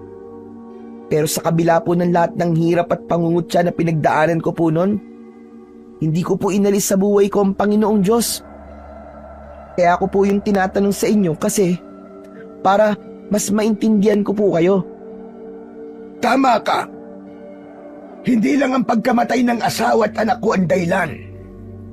Mas lalong nawala ang paniniwala ko sa Panginoong Diyos nang natuklasan ko nung nakaraang taon na may taning na pala ang buhay ko. Naging madalas kasi ang pagsakit ng ulo ko at nabahala na ako kaya nagpatingin ako sa doktor. At yun, doon ko nga nalaman na merong napakalaking tumor sa aking utak. Napabayaan na yon at hindi na kaya ng operasyon. May mga sinabi sa akin ng doktor na pwede kong gawing gamutan pero tumanggi ako dahil wala naman akong pera. Kaya sabihin mo sa akin, Nicolas, mas isisi mo ba ako kung nawala na ang pananampalataya ko sa kanya? Ibinuwis ko ang buhay ko sa pagtatanggol sa baryong ito. Pero ano naging kapalit? Ganito pala ang makukuha ko. Sige nga, Nicolas. Makatarungan ba yun? Hindi ko na namalayan na tumulo na pala ang luha ko. Hindi ganung sagot kasi ang inaasahan ko. Pakiramdam ko ay isang bomba ang sumabog sa aking harapan nang nalaman ko na may taning na pala ang buhay ni Lolo Fabian. Lolo Fabian, sabihin niyo po, nagbibiro lang po kayo, di ba? Sana nga. Sana nga ay nagbibiro lang ako pero yun ang totoo, Nicolas. Ang huling sabi sa akin ng doktor ay 6 na buwan na lang ang itatagal ko. Kaya siguradong ngayong taon na ako mamamatay. Kaya naisipan kong maghanap kagad ng sasanayin at pagpapasahan ng aking kakayahan at kaalaman dahil hindi pwedeng mawalan ng tagapagtanggol ang baryong ito. At nagpapasalamat ako dahil nakilala kita, Nicolas. Sa mga nakalipas na araw, ay ipinakita mo sa akin na sa edad mong yan ay may kakayahan kang maging mahusay na antingero sa baryong ito. Maraming salamat sa iyo, Nicolas. Pero Lolo Fabian, grabe naman. Ayoko pong mawala kayo. Sandali pa lang po tayong nagkakasama eh. Gusto ko ba po kayong makasama ng matagal? Ako rin naman, Nicolas. Gusto pa sana kitang makasama ng mas matagal. Hindi ko alam pero napakagaan talaga ng loob ko sa'yo. Kahit nung palaboy ka pa lang ay alam kong May likas na kabutihan dyan sa puso mo. Kaya hindi ako nagdalawang isip na tulungan ka. Kaya Nicolas, ipangako mo sa akin na kahit nawala na ako, ay ipagpapatuloy mo ang iyong pagsasanay. Huwag kang titigil hanggat hindi ka nagiging mahusay. Siguro naman, nasagot ko na ang tanong mo dahil nasabi ko na sa iyo ang lahat ng dahilan kung bakit nawalan na ako ng tiwala sa Panginoong Diyos. Lolo, naiintindihan ko po kayo kahit papano. Kaya gusto ko pong sabihin sa inyo, ang isa sa mga paborito ko po na nabasa ko po sa Biblia. Pakinggan niyo po ako. Nakalagay ron po na walang pagsubok na dumarating po sa inyo na hindi naranasan ng ibang tao. Ngunit maaasahan po natin ang pangako ng Diyos na hindi niya po tayo pababayaang subukin ng higit pa sa ating makakaya. Kaya kung dumaranas po kayo ng pagsubok, gagawa po siya ng paraan upang mapagtagumpayan niyo po ito. Kapag po pakiramdam ko ay nawawalan na nga po ako ng pag-asa, palagi ko po yan sinasabi sa sarili ko. Pasensya ka na. Pero, gaya ng sinabi ko, wala. Hindi na ako naniniwala sa Diyos. Sige na, magluluto na ako ng pagkain natin. Dahil magandang ipinakita mo sa pagsasanay natin ngayon, ay magluluto ko ng paborito mong adobong manok. Ngumiti si Lolo Fabian sa akin, pero kita ko sa mga mata niya ang labis na lungkot. Matapos yun, ay pumasok na siya sa kanyang kubo. Doon ko na tuluyang ibinuhos ang lahat ng luha ko. Sobra akong nasaktan sa katotohanang malapit na palang mamatay si Lolo Fabian. Ngunit nang dahil sa pag-uusap namin na yon ay nalaman ko na hindi totoong galit si Lolo Fabian sa Diyos. Dahil ang totoo ay nagtatampo lamang siya. Alam ko na ayaw pang mawala ni Lolo Fabian dahil nais pa niyang protektahan ang baryong yon. Kaya naman, ipinangako ko sa sarili ko na mas lalo kong paghuhusayan ang aming pagsasanay upang kung sakaling wala na si Lolo, ay mapapanatag siya dahil may maiiwan siyang tagapagtanggol ng mga tao laban sa mga aswang. Simula nang malaman ko na may taning na ang buhay ni Lolo Fabian, ay mas lalong lumaki ang respeto at paghanga ko sa kanya. Pwede naman kasi siyang huminto na sa pakikipaglaban sa mga aswang at ilaan na lang ang natitirang araw sa mundo para sa kanyang sarili.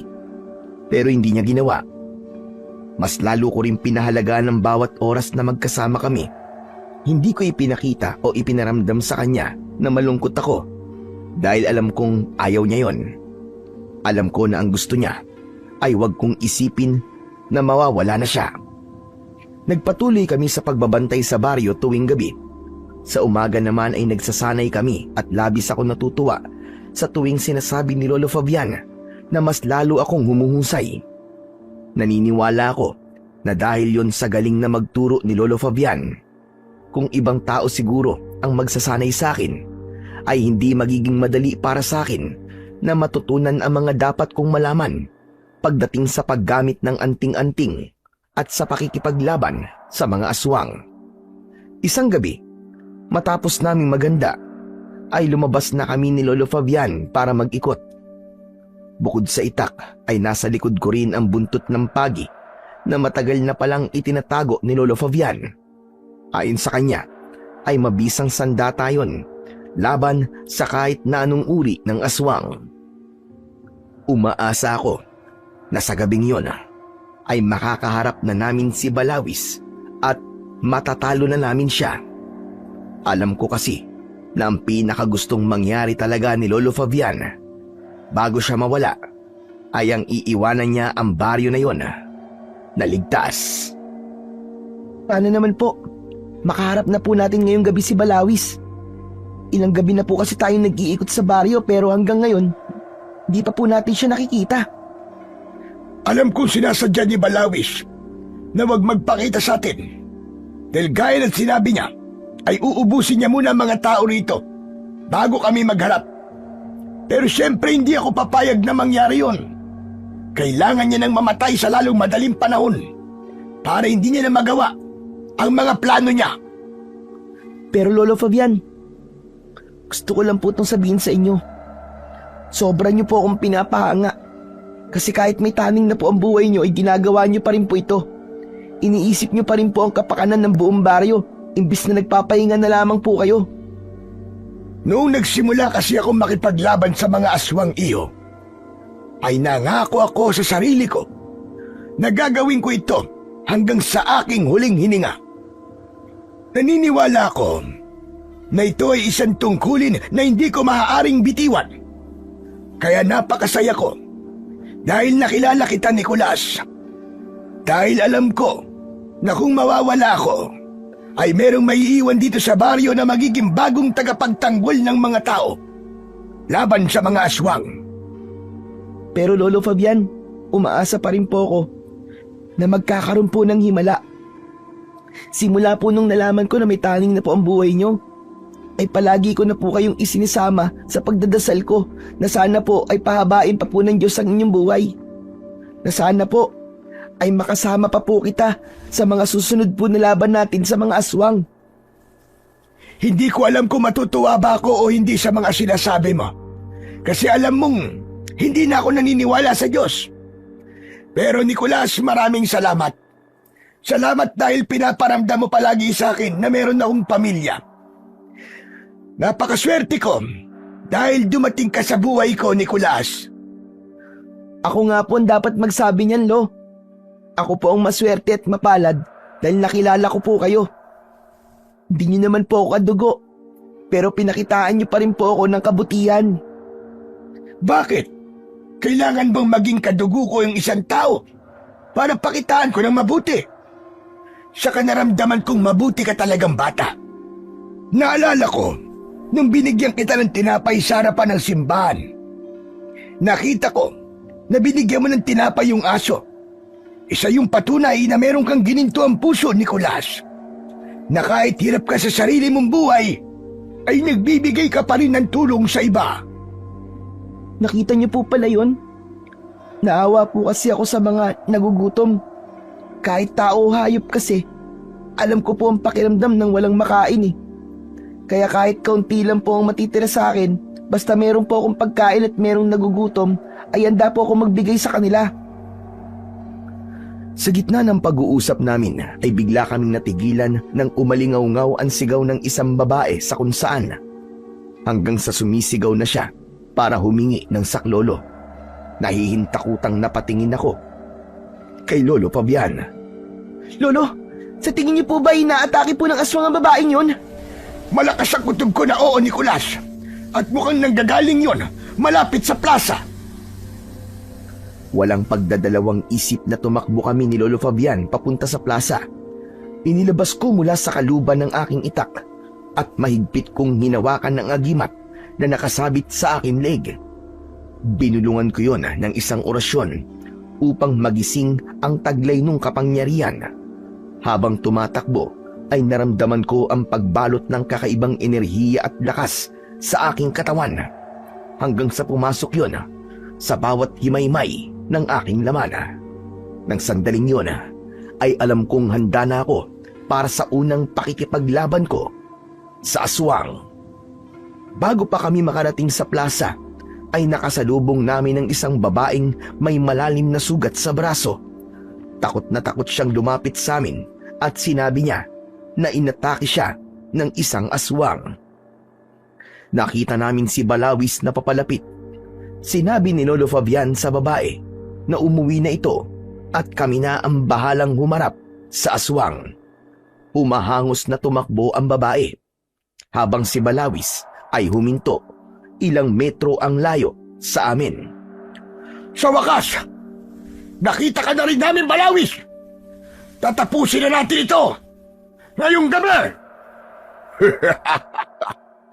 Nakakatawa ka, Fabian. Talagang nagsama ka pa ng bata. Ganyan ka na makahina ngayon? Nasaan na ang Fabian na kilala ko noon na kahit mag-isa ay kayang ubusin ng isang pulutong ng mga aswang. Hindi ko ikinakahiya na amining mahina na ako ngayon. Kaya kailangan ko ng tulong para labanan ka. Hindi ka duwagan ang paghingi ng tulong. Yan ang tatandaan mo, halimaw ka! Naiintindihan ko na kailangan mo ng tulong. Pero isang insulto yata sa akin na isang bata ang makakasama mo para tugisin ako. Minamaliit mo ba ako, tanda? Hindi mo kilala ang batang kasama ko. Hindi mo alam kung ano ang kaya niyang gawin. Bakit? Natatakot ka ba na isang bata ang papatay sa'yo? Wala na akong kinatatakutan. Ngunit ikinalulungkot ko. Hindi pa ito ang tamang panahon para magharap tayo. Nagsisimula pa lang akong ubusin ang mga tao rito. Saka na tayo magtuos, tanda. Kapag nagawa ko na ang dapat kong gawin. Mabilis na tumalikod si Balawis para umalis. Pero mabilis ang pagkuha ni Lolo Fabian sa patalim na nakasuksok sa kanyang pantalon. Ibinato niya ang patalim kay Balawis at bumaon yun sa likod ng binti ng aswang. Napasigaw sa sakit si Balawis at galit na galit yung tumingin kay Lolo Fabian.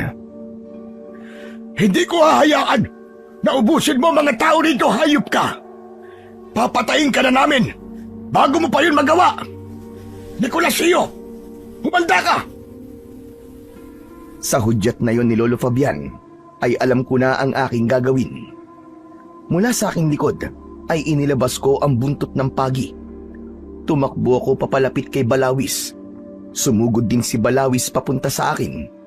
Nang malapit na ako sa kanya, ay malakas kong inihampas ang buntot ng pagi at malakas siyang lumapat sa muka ni Balawis. Nag-iwan ng malalim na sugat ang buntot ng pagi sa muka ng aswang na mas lalo niyang ikinagalit. Walang hiya kang kutong lupa ka! Ano, Balawis? Patikim pa lang yan ng batang minamaliit mo kanina! Huwag kang magdiwang, tanda. Sige, kung gusto niyong mamatay ngayong gabi, ay pagbibigyan ko kayo! Isang malakas na alulong ang pinakawalan ni Balawis bago siya sumugod kay Lolo Fabian. Buong tapang naman na sinalubong ni Lolo Fabian si Balawis. Nagawang itarak ni Lolo Fabian ang itak niya sa tiyan ng aswang.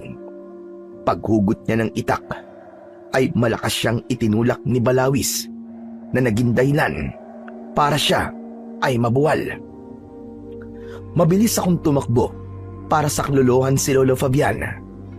Bago pa makalapit si Balawis kay Lolo Fabian, ay iniharang ko na ang aking sarili. Napahinto si Balawis nang itinutok ko sa kanya ang aking itak. Nakakaloko siyang humalakhak at halatang minamaliit niya pa rin ako. Sumigaw ako ng malakas at inatake ko si Balawis. Walang tigil ko siyang sinubukan tagain, pero napakabilis niya. Kaya lahat ng pag-atake ko ay nagawa niyang iwasan. Para lang siyang nakikipaglaro sa akin. Ikaw ba ang ipinagmamalaki ni Fabian? Isang malaking kalokohan na iniisip niyo na matatalo niyo ako! Makalipas ang ilang sandali na pag-iwas ni Balawis, ay bigla siyang umatake. Hindi ako naging handa sa pagkakataon na yon. Nagawa niyang hawakan ang braso ko. Hinila niya ako papalapit. At walang kahirap-hirap niya akong binuhat at malakas niya akong ibinalibag sa lupa. Nang bumagsak ako sa lupa, ay naramdaman ko ang labis na sakit sa likod ko. Tila nabali ang mga buto ko dahil sandaling nagdilim ang aking paningin. Nang bumalik ang aking paningin, ay nakatayo na si Balawis sa harap ko. Hinanap ko ang aking itak at nang kukunin ko na sana yon, ay agad yung sinipa ni Balawis palayo sa akin. Nakakaawa ka, kutong lupa. Hindi ko alam kung paano ka napapayag ni Fabian na samahan siya sa pakikipaglaban sa akin. Hindi mo ba alam na parang ikaw na rin ang naghukay sa sarili mong libingan dahil sa ginawa mo? Hindi ako natatakot sa'yo. Wala akong pakialam kung mamatay man ako. Dahil ang importante sa akin ay sinamahan ko si Lolo Fabian sa pakikipaglaban sa demonyo ka! Uunahin na kitang patayin at pagkatapos ay isusunod ko ang lolo mo! Itinaas ni Balawis ang kanang kamay niya at kumislap ang mahahaba at matutulis niyang kuko nang dahil sa liwanag ng buwan. Tinanggap ko na lang na yun na ang aking katapusan, pero masaya akong mamamatay kasi nakasama ko si Lolo Fabian sa pakikipaglaban sa kampon ng kadiliman. Itatarak na sana ni Balawis ang mga kuko niya sa katawan ko nang walang ano-ano'y iniharang ni Lolo Fabian ang sarili niya. Nanlaki ang mga mata ko nang nakita kong tumagos ang matutulis na kuko ni Balawis sa likod ni Lolo Fabian. Lolo! Nicolas! Tapusin mo na ang laban! Alam kong magwawagi ka! Sa natitirang lakas ni Lolo Fabian, sinaksak niya sa dibdib si Balawis gamit ang kanyang matalas na itak. Kahit umiiyak ako, ay iniisip ko pa rin ang sinabi ni Lolo Fabian. Nagmamadali akong tumayo kahit nangihina na ang aking katawan. Kinuha ko ang itak at sumampa ko sa likod ni Balawis. Paulit-ulit kong itinarak ang itak sa leeg niya at bilang huling pag-atake ay ginilitan ko siya sa leeg. Kasabay kong bumagsak ang katawan ni Balawis. Nakadilat ang kanyang mga mata na para bang hindi siya makapaniwala sa nangyari. Hindi na siya humihinga. Patay na si Balawis. Umiiyak akong inalis ang mga kuko ni Balawis sa katawan ni Lolo Fabian. Nakita ko ang labis na panghihina sa kanyang mga mata. Napakagaling ng ipinakita mo, Nicolas. Ipinagmamalaki kita. Lolo Fabian, huwag na po kayong magsalita. Kailangan po kayong madala sa ospital. Tulong!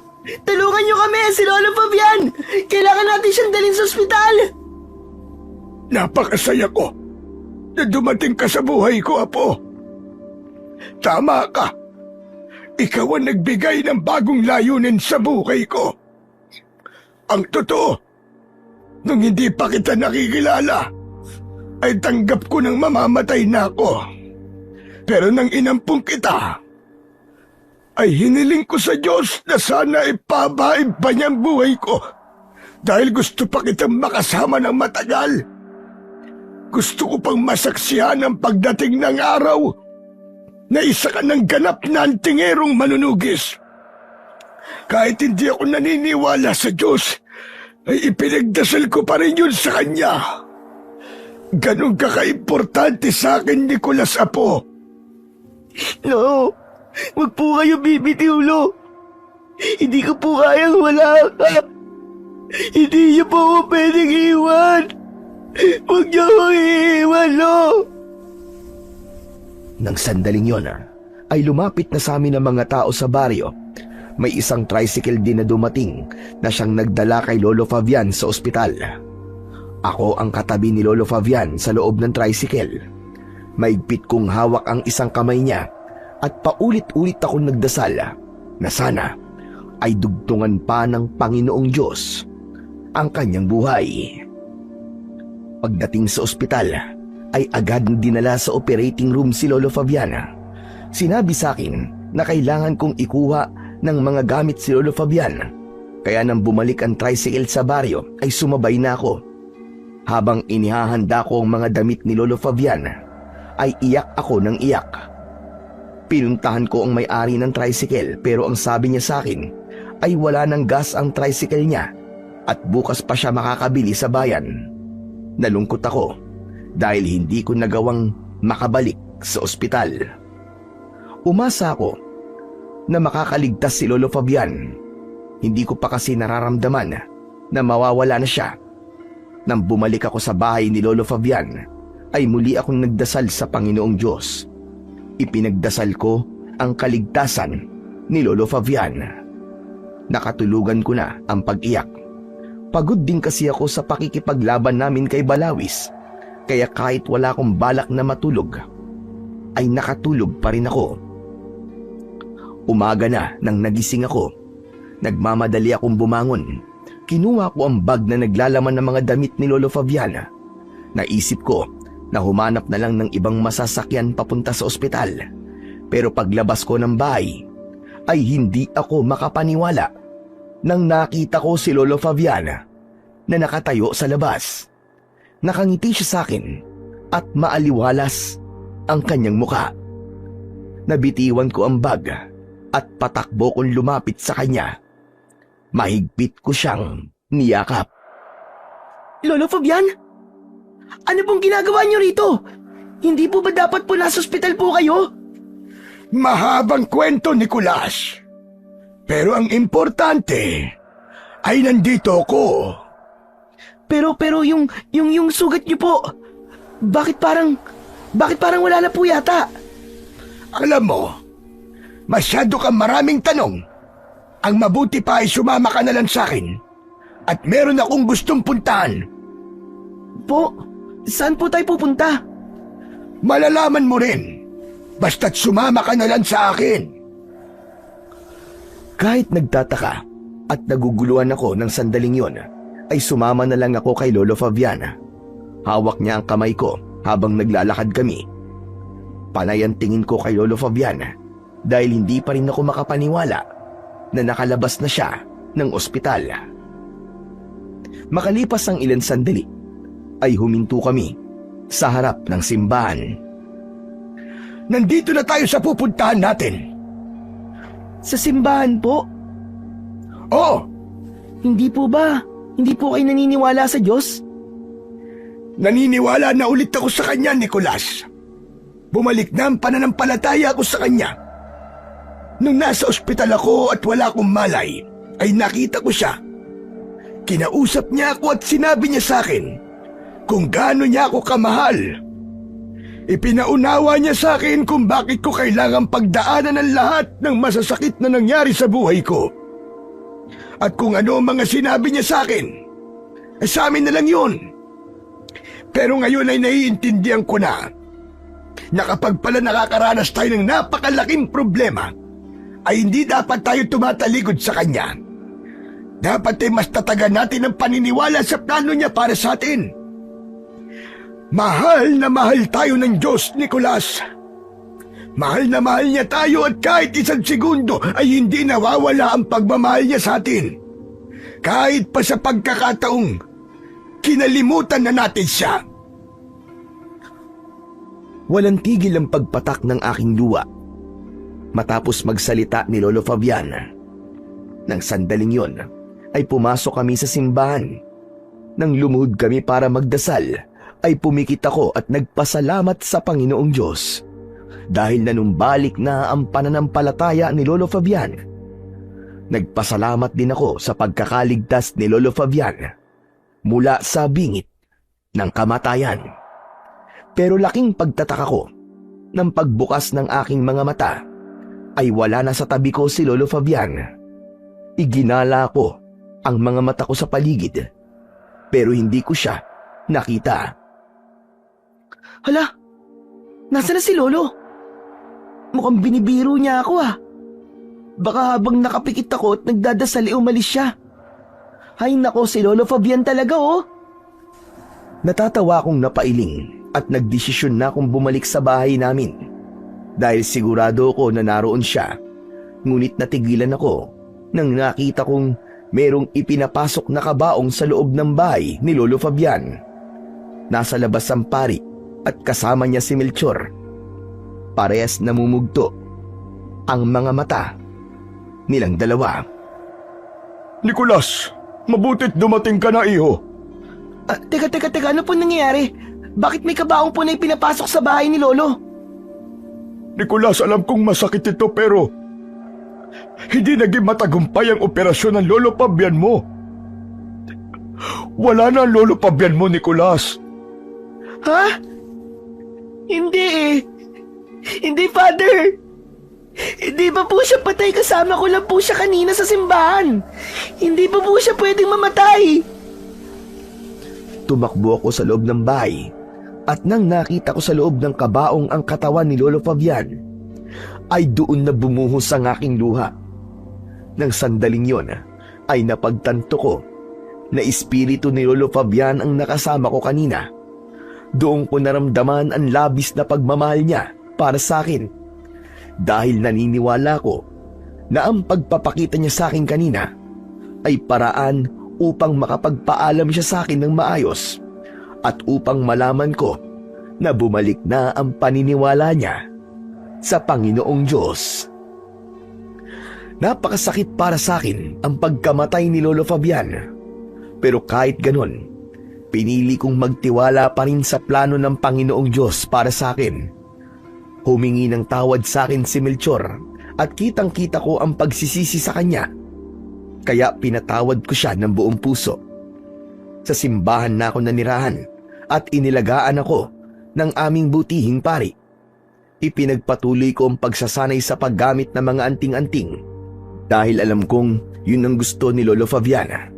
At sa tuwing nagsasanay ako, ay ramdam ko na nasa tabi ko lang si Lolo Fabian na para bang ginagabayan niya ako tulad ng dati.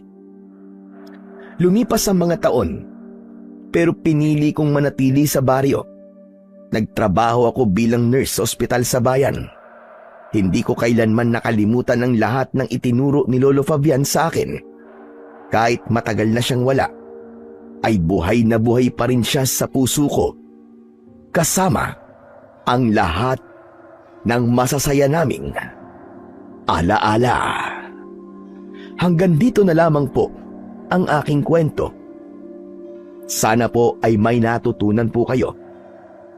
Manigong bagong taon po sa ating lahat.